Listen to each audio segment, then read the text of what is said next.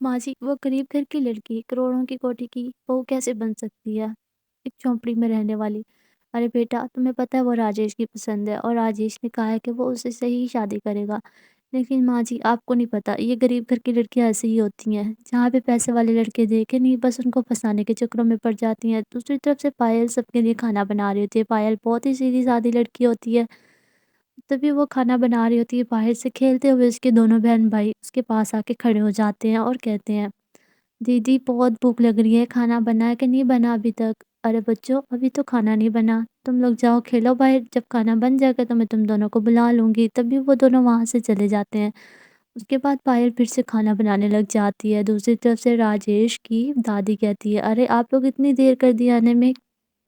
अरे हाँ माँ जी, बस वो थोड़ा काम था इसलिए। तो किस टॉपिक पे बात हो रही है यहाँ पे? अरे तो राजेश बेटे की शादी की बात हो रही है। अरे वो तो उस लड़की से शादी करेगा ना जिसको वो पसंद करता है। नहीं पापा जी, वो कैसे हमारे घर की बहू बन सकती है? आखिर वो एक गरीब और झोंपड़ी में रहने वाली लड़की है। लेकिन भाभी मैं उसको पसंद हूँ तो क्यों नहीं बन सकती? राजेश तुम्हें नहीं पता, वो तुम्हारी अमीरी को देख के तुम्हें पसंद करती है। लेकिन भाभी उसने तो मुझे देखा तक नहीं है और वैसे भी उसको तो ये भी नहीं पता कि मैं एक अमीर घर का लड़का हूँ। तो पिछली बार जब मैं गाँव गया था तो तब मैंने उसको देखा था। तभी मैंने वहाँ पे उसको एक लड़के की मदद करते देखा था।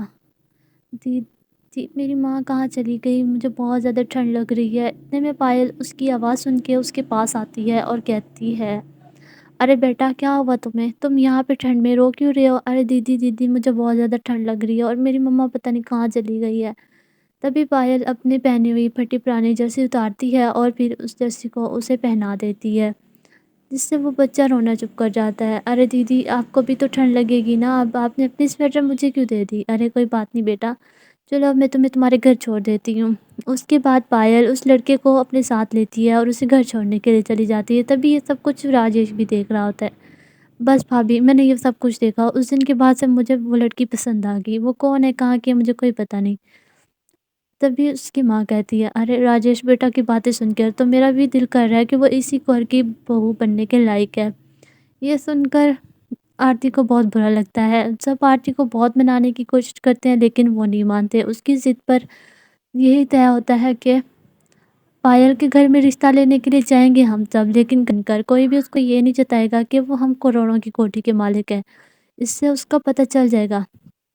इस तरह से अगले ही दिन सब गरीब कपड़े पहन लेते हैं और गरीब बन जाते हैं और सीधा पायल के घर रिश्ता लेके चले जाते हैं। तभी पायल के माँ-बाप वहाँ पे खड़े होते हैं और कहते हैं, अरे बहन जी आप लोग कौन? हम लोग पायल का रिश्ता लेने के लिए आए हैं। तभी वो सब पायल वाल के माँ-बाप उनको अंदर बिठाते हैं और सब बैठकर बातें कर रहे होते हैं। देखो बेटा, हम बहुत गरीब परिवार से हैं और हम लोग इसीलिए तुम लोगों के घर रिश्ता लेके आए हैं कि तुम लोग भी तो गरीब हो हमारी तरह, इस तरह से कि हम एक-दूसरे के साथ रिश्ता कर सकें। जिससे सावित्री कहती है, मुझे तो कोई ऐतराज़ नहीं है लेकिन हम ये फैसला अपनी बेटी पर छोड़ते हैं। तभी सब घर वाले फिर पायल से पूछने लग जाते हैं।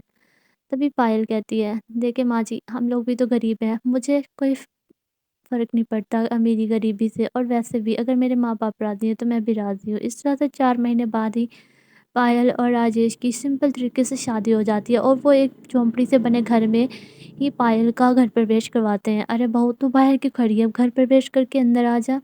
तभी आरती सोचती है कि अब इसका पता चलेगा कि कैसे ये गरीबी में रहती है। तभी इतने में पायल घर कलश गिराती है और अपना घर प्रवेश करती है। उसके बाद वो सबके पाँव छूकर सबका आशीर्वाद लेती है और फिर घर के अंदर आ जाती है। तभी उसकी सास कहती है, अरे बहू अब तू थक गई होगी ना, तू जाके ऐसा करके अंदर सो जा। हमारा घर तो यही है छोटा-सा, इतनी बड़ा कोठा तो नहीं है हमारा, लेकिन फिर भी तुम्हारे रहने के काबिल है।